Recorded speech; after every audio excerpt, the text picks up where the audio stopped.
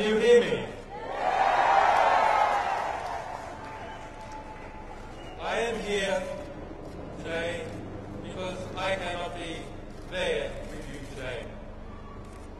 But thank you for coming. Thank you for your resolve, your generosity of spirit. On Wednesday night, after a threat was sent to this embassy and police descended on this building, you came out in the middle of the night to watch over it. And you brought the world's eyes with you. Inside this embassy after dark, I could hear teams of police swarming up into the building through its internal fire escape. But I knew there would be witnesses, and that is because of you. If the UK did not throw away the Vienna Conventions the other night, it is because the world was watching. And the world was watching because you were watching.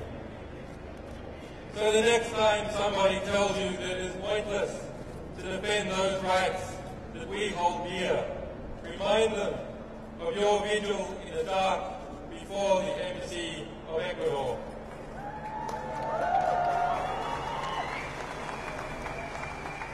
Remind them how, in the morning, the sun came up on a different world and a courageous Latin American nation took a stand for justice.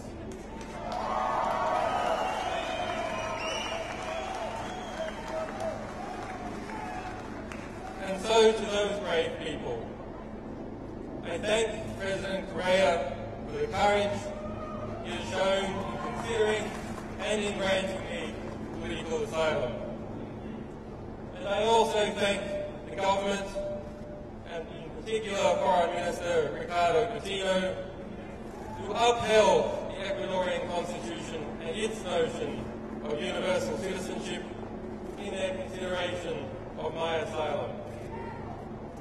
And to the Ecuadorian people for supporting and defending this Constitution. And I also have a debt of gratitude to the staff of this embassy, whose families live in London, and who have shown me hospitality and kindness despite the threats we all receive.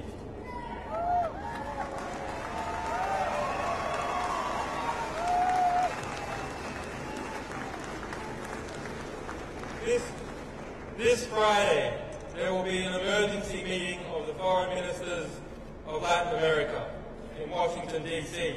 to address this very situation.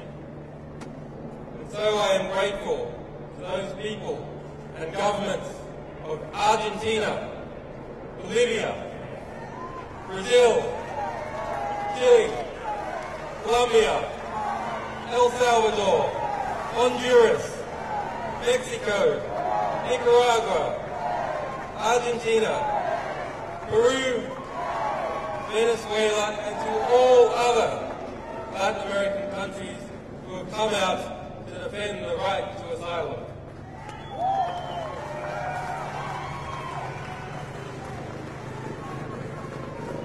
And to the people of the United States, the United Kingdom, Sweden, and Australia, who have supported me in strength, even when their governments have not.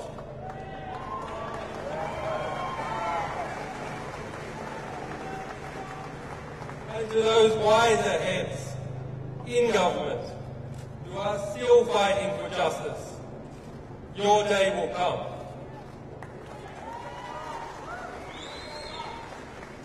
To the staff, supporters, and sources of WikiLeaks, whose courage and commitment and loyalty has seen no equal.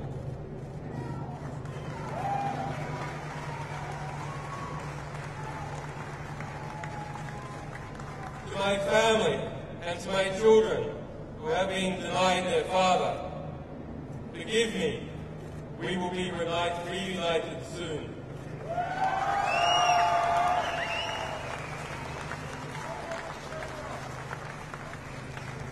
As WikiLeaks stands under threat, so does the freedom of expression and the health of all our societies. We must use this moment to articulate the choice that is before the government of the United States of America. Will it return to and reaffirm the values, the revolutionary values it was founded on? Or will it lurch off the precipice, dragging us all into a dangerous and oppressive world in which journalists fall silent under the fear of prosecution and citizens must whisper in the dark? I say it must turn back. I ask President Obama to do the right thing. The United States must renounce its witch hunt against WikiLeaks. The United States must dissolve its FBI investigation. The United States must vow that it will not seek to prosecute our staff or our supporters. The United States must pledge before the world that it will not pursue journalists for shining a light on the secret crimes of the powerful.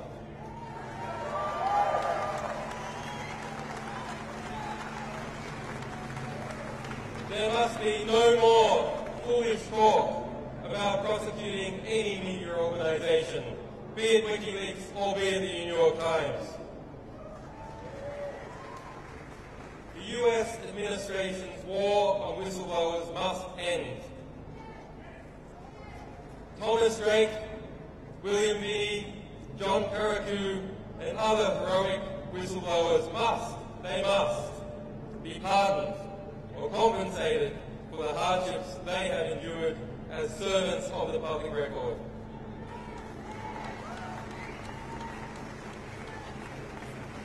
And to the Army private who remains in a military prison in Fort Leavenworth, Kansas, who was found by the United Nations who endured months of torturous detention in Quantico, Virginia, and who is yet, after 2 years in prison, to see a trial, he must be released. Bradley Manning must be released.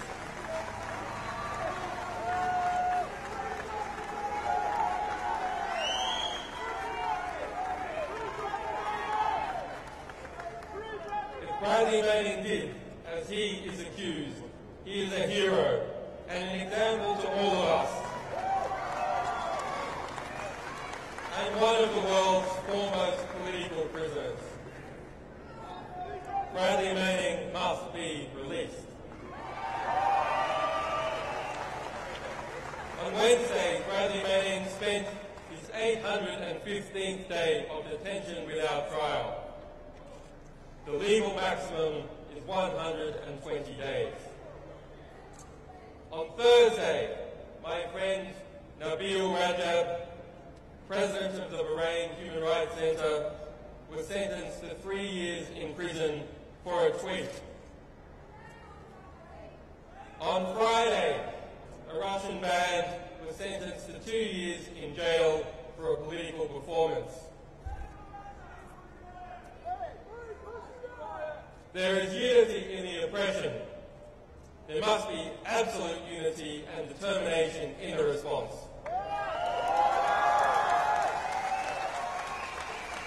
Thank you.